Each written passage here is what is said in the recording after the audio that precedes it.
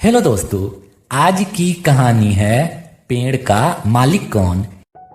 एक दिन बादशाह अकबर का दरबार लगा हुआ था।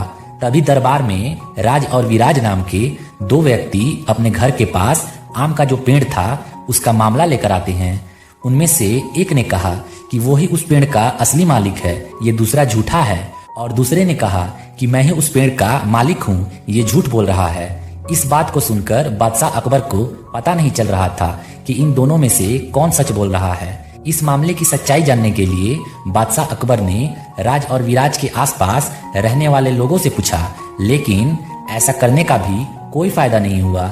आसपास के लोगों ने कहा कि हमने इन दोनों को कई बार पेड़ की निगरानी करते हुए देखा है, इसलिए हम ये नहीं बता सकते हैं कि इन दोनों में से पेड़ का असली मालिक कौन है। अकबर ने पेड़ की निगरानी करने वाले चौकीदार से भी पूछा, लेकिन चौकीदार ने बताया कि मुझे राज और विराज दोनों ही पेड़ की रखवाली करने के लिए पैसे देते हैं। इस वजह से मुझे ये पता नहीं है कि इस पेड़ का असली मालिक कौन है। बादशाह अकबर को ना तो आस पड़ोस के लोगों से कुछ पता चल पाया और न ही चौकीदार से कुछ पता चल पाया। अब अकबर ने तय किया कि मैं ये मामला बीरबल को सौंप देता हूँ। अकबर ये पूरा मामला बीरबल को बताते हैं। बीरबल आम के पेड़ का जो चौकीदार था उसे एक रात के लिए अपने घर पर रोक लेते हैं। उसके बाद बीरबल उसी रात को अपने दो आदमी को अलग अलग राज और विराज के घर पर झूठे समाचार देने के लिए भेजता है।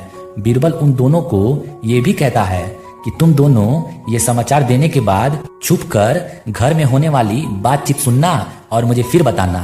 राज के घर पर एक व्यक्ति पहुंचता है और बताता है कि आम के पेड़ के पास कुछ लोग आम चुराने के लिए घूम रहे हैं, आप जाकर देखिए। जब वो ये समाचार देने गया था तब राज घर पर नहीं था।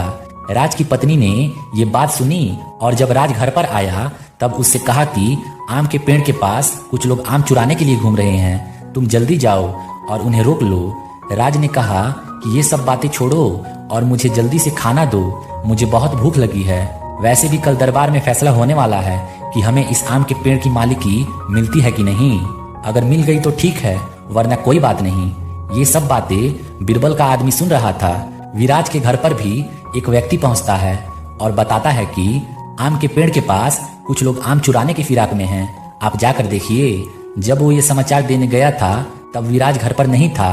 विराज की पत्नी ने ये बात सुनी और जब विराज घर पर आया तब उससे कहा कि आम के पेड़ के पास कुछ लोग आम चुराने की फिराक में हैं। ये बात सुनकर विराज तुरंत लाठी उठा के पेड़ की ओर भागता है। विराज की पत्नी उसे आवाज देती है कि तुम पहले खाना तो खा लो। विराज उससे कहता है कि खाना जरूरी नहीं है, अगर मेरी आम चोरी हो गए तो वो वापस नहीं आएंगे। ये सब बातें बीरबल का आदमी सुन रहा था। बीरबल के दोनों आदमी ये सब बातें बीरबल को बताते हैं। दूसरे ही दिन बादशाह अकबर के दरबार में राज और विराज दोनों को बुलाया जाता है।